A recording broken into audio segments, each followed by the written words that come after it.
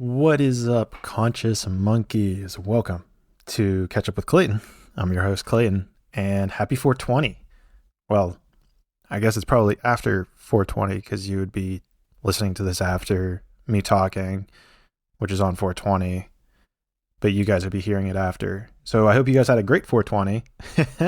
I swear I haven't celebrated yet, but anyhow, just hopefully you guys had a good, safe, fun holiday. Um, celebrated, connected with your higher spirit, got all in alignment. We got a little bit of an action-packed episode today. I'm adjusting myself because we're going to wrap this up with something that, well, I'm not really sure how to introduce it, so I guess we'll see how it happens when the time comes. I'm sure you already got a glimpse at the title, so we'll see when that arrives. But let's start off with some positive stuff, some interesting stuff. I got a book review for you, which you also saw in the title. The Celestine Prophecy. It is a kind of an adventure book, and a book that, how do you describe it? A book that has underlying truths in it, and honestly, these truths might be kind of on the nose. I have no idea. The fact that you listen to this podcast, if you read this book or listen to the audiobook, you're going to read this thing and be like, okay, I think this is nonfiction. Although it's written in the fictional tense, you're going to be like, dude, this has to be real. Like, a part of this has to be real, especially with everything we're starting to understand about quantum physics and the quantum realm. I highly recommend it. I'm going to include, maybe I shouldn't do that. I was thinking about including a website link that links to the 12 insights, and what these insights are insights in the book, and it kind of takes you on a journey of understanding insights. So the first insight is understanding the idea of synchronicities and when things align, and that's kind of the first thing I believe that happens with people on their spiritual journey is you start seeing synchronicities, and you're like, okay, something's going on here behind the curtain. I have no idea what it is, but something's going on here, and so this book kind of unpacks it. Kind of almost unpacks the spiritual journey in a sense. Now, with that being said, I have, when reading it, there are things that I saw like in the 8th insight or so forth that I'm like, oh, like this kind of makes sense. And, it's not like you have to get the insights in order, but it kind of lays it out in a way that it makes sense to deliver the insights in such a way. I guess I'll put them below. I don't know. I'm not sure if I'm going to put a link below. I feel like you kind of should just read it to absorb it in stride. But the insights are really the golden takeaway from the book. I'll throw them down below.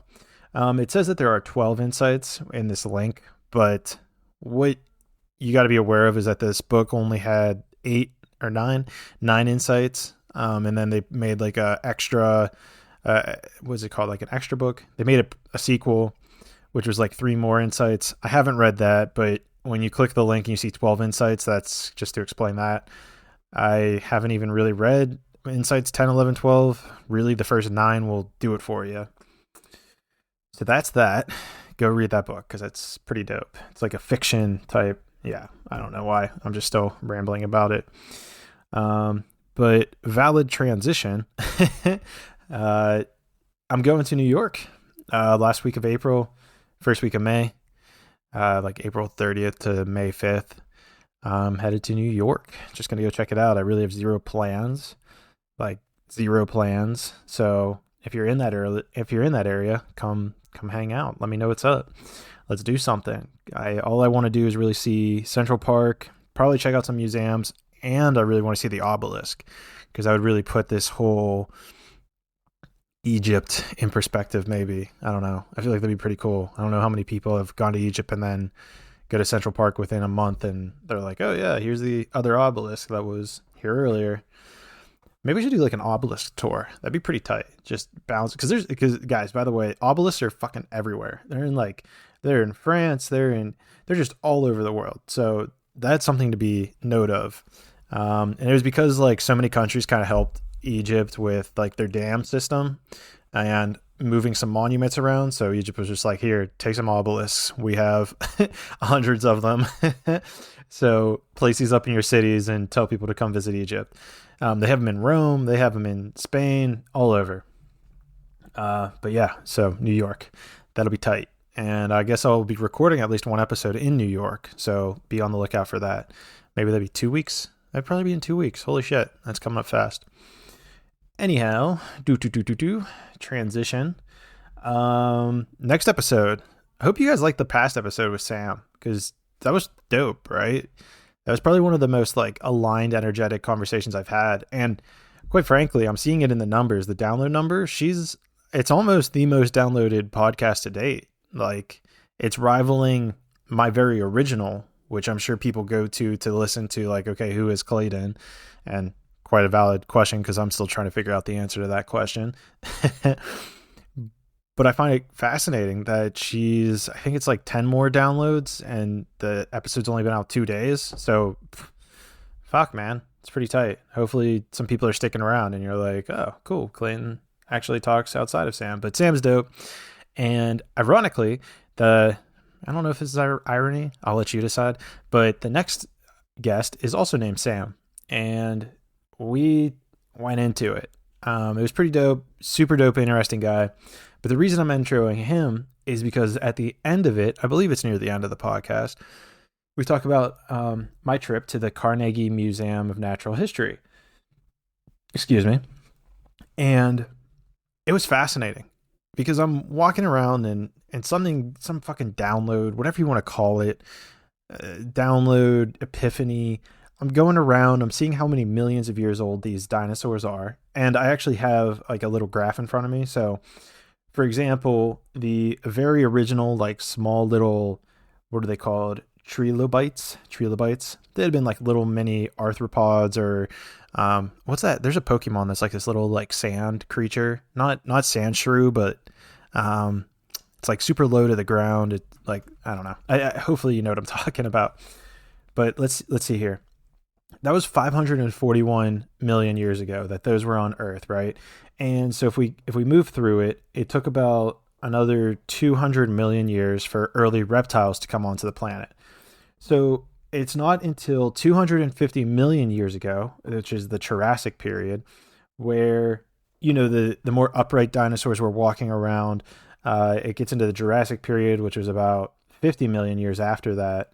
And then, and then the main dinosaurs, like the ones like Jurassic Park, the Land Before Time, those dinosaurs, those were alive during the Jurassic period, through the Jurassic period into the Ceratossus period. I believe that's it, which went up to 66 million years ago. So let me break this down for it. And this is by the way, this is called the Mesozoic era, which is the Jurassic, Jurassic, and the Cretaceous periods. So that the Mesozoic. Oh, geez, guys, sorry, I'm trying. That period of time lasted almost 200 million years. So let's put this in perspective for a second. That lasted 200 million years was the Mesozoic period. I know I'm pronouncing that wrong. I apologize, guys. But that lasted for 200 million years. And now, maybe I'm doing a bad job of introing this. So between that period and the period that we're aware of, right, the asteroid hits, and then, early horses, early camels start to pop up around 66 million years ago. So now we're in the Cenozoic era, and humans, early apes, were only 2.5 million years ago. So write this down if you're having trouble conceptualizing this. Humans, the conscious beings that exist, are 2.5 million years old, right? Like, we started our breakaway evolution from 2.5 million years ago. Now, I actually just had like a little pinch that's like, well, technically you could argue that we've been developing since the beginning of the universe, which is billions of years ago. But, let's, I think it's safe to say in our grand scheme of things that it kind of started on Earth about 66 million years ago. Now, it took 66 million years, let's say, for humans, for us to get to where we are today since the last cataclysmic event.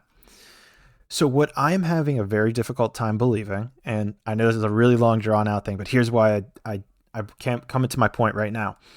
For at least 200 million years, there was no conscious life on Earth. At least that's what we're propagating, right? For some reason, we believe that, oh, had there been a conscious creature, a self-aware creature, a third density creature, there would have been traces of it 200 million years. Like we would know that, right? And so I'm walking through the thing, and I'm just like, this doesn't make sense. Like, there had to have been a conscious creature, like a self-aware conscious creature. I kind of like that, though. Maybe I should patent that. Don't want to steal that. But there had to have been a conscious creature, a conscious entity, some sort of self-aware third density animal on planet Earth during the Mesozoic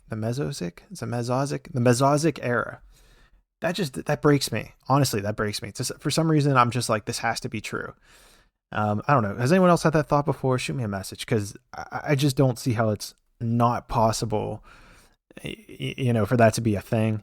And they even say, like, if the meteors were to hit Earth today, there would be no record of humans ever existing. Like, everything would be gone. If there's a cataclysmic event, the Earth would suck everything in, and everything would be gone. So, I don't know. To me, I'm like, there had to have been some sort of conscious creatures. So now that we put that in perspective, let's talk about a present day issue.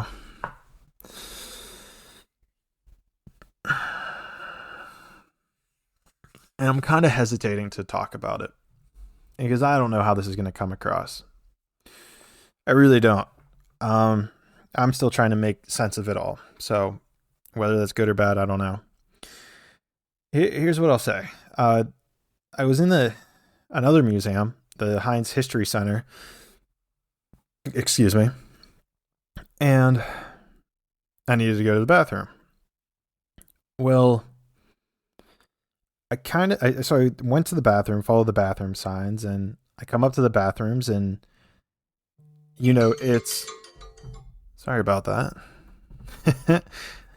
I come up to the bathrooms, great time to interrupt, and they're both gender neutral. So, it's like kind of like a whole hallway of, not a hallway of bathrooms, but like, you have the cross sectioning of the doors. So I'm coming up to the end of the hallway, and it's like, go straight for the all gender bathroom, make a quick right for the all gender bathroom. And so I'm honestly not sure what to do, because I've never been in this situation before. So this is all new to me, right? And I'm looking at them, and I hear in the one in front of me something that indicates to me that there's a woman in there. I don't know if it's like a purse jingling, or, and gosh, you're going to already eat me up. How would you assume that it was a woman? Look. I don't know if it was makeup. You guys get what I'm saying.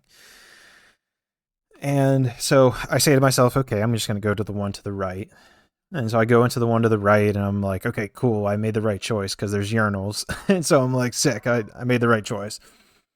Now I go, I just had to go number one.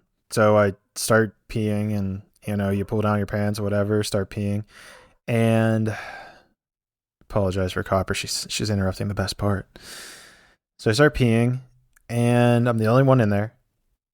And next thing I know, out of the corner of my eye, my peripheral, 3 girls walk in. Now, this has never occurred to me before. This is a first in the life of Clayton Cuteri. And the energy that shot through me was like uncomfortability. It was kind of like a what the fuck energy. And I didn't say anything or didn't react because I'm trying to process it, because I'm still honestly trying to process it. I really don't know what to make of it. And so, yeah, I leave and went with my mom. And so I'm like, Mom, this thing just happened. I don't really know like what to think. And, part of me is like trying to articulate what I'm thinking to my mom. And the things that came out, or things that came up, was like, there's kind of an unwritten rule with guys. And if you're a girl listening, definitely ask any guy this, he'll verify. There's an unwritten rule between guys where, like, if you're at a urinal and there's multiple urinals open, you avoid going to the one that's right beside the guy that's there going to the bathroom because like you just give him your space. Now, if you're standing at all these urinals and a guy comes up and stands right beside you, it feels a little awkward. It felt like a similar energy. Now, obviously, these girls were, I don't know, they had to be within 5 feet of me as I'm taking a piss. But there's just this like weird feeling of like, my wiener, excuse me for the talk, but like my wiener should not be out. I don't know what the proper term is, phallus. My phallus should not be out whenever a woman's in the same room, right? Like, I just feel like that's proper. Like, if my phallus is out, we're about to have sex or shit's, getting hot and heavy. But for it to happen with females that I've never even seen or talked to before, to me, that's just, I don't know, that's just crazy in my eyes. Like, I don't know. Is that what we want to normalize? I'm open to have this conversation with, gender neutral type stuff, but people, but to me, like, can I get like an old man's bathroom? Is that a privileged thing to ask for? That I can just have a men's bathroom for just men because it makes me uncomfortable that women are walking by me? I mean, is the criticism going to be that I should be comfortable with anybody watching me pee? Is that the standard that we want to set for like people? And guys, I'm purely just trying to ask questions here because I just don't know. I really don't. I'm trying to figure this all out. And, I don't really want to make this show about politics, but to me, like, this is something that's impacting my life and I wanted you guys to catch up with me. So that's why I'm bringing it up. I have, lesbian friends. I'm not sure if I know too many. I do know a couple of trans, but like, I don't know. I guess not well enough that I'd bring this up. But to me, it's like, what do we do here? And does this kind of start falling into what we're doing with like the whole sports thing? Is there a transition there where, if we have a males and a females league, do we just, that's an interesting comparison actually. How come we do male and female league still with sports, but for the bathrooms, it's all the same? I think that's an interesting question because to me, and maybe I'll get some slap back for this. I don't care. I guess I'm speaking my truth. Why not have that being the situation for even sports? Why can't there just be a gender league and then female, male, and then, let's say transgender league? And then wouldn't it make sense to do that with the bathrooms as well? I don't know. I really don't. I'm just proposing the questions and I'm down to have a cool dialogue about it because I really don't know. I'm kind of, I don't see it making the most sense that we normalize guys having their penises out, taking a piss when girls walk into the same room. Like, I don't know if that's societal conditioning, and maybe that's an argument that people would bring up is like, oh, society conditioned you to think that's a bad thing. But do we want that? I don't know. I'm just proposing the questions. You think about it, get back to me. I'm down to have a conversation, but I will leave you on red if you come at me angered because I don't have time or energy for that. Already getting enough of that from random people who don't believe in spirituality. So I don't know. To me, those are the crazy things in life, though. So I don't know. Other than that, I don't really have any else to talk about, guys. But I guess we're back in the swing of things. That was a little bit longer one of a recording. Anyhow, I'm rambling now. I love you guys. Take care. Thank you for listening to my thoughts and my weekend review. So look out for the Sam episode next week. Go back and listen to the previous Sam last week if you haven't, because, man, the entire conversation was just pure flow.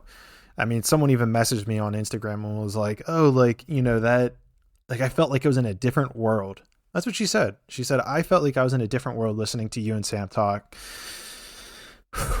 That's cool. Also, check out my digital course. I'll help you heal trauma, help you be in the flow, all that fun stuff. It's fucking works, guys. Go get it. Like, I don't know why nobody's buying it. Maybe I'm going to fucking jack up the price more because to just tell you guys how much value there is. Go get it. Go buy it. It fucking works. I've been using it for months, years. I use it every day, honestly. It's like not a lot of content, but it is the most powerful content that you will see. It doesn't take a long time to watch. It's super small barrier to entry. You're investing in yourself. So go invest in yourself. And with that being said, Conscious Monkeys, I will talk to you soon. So until then, let's grow together.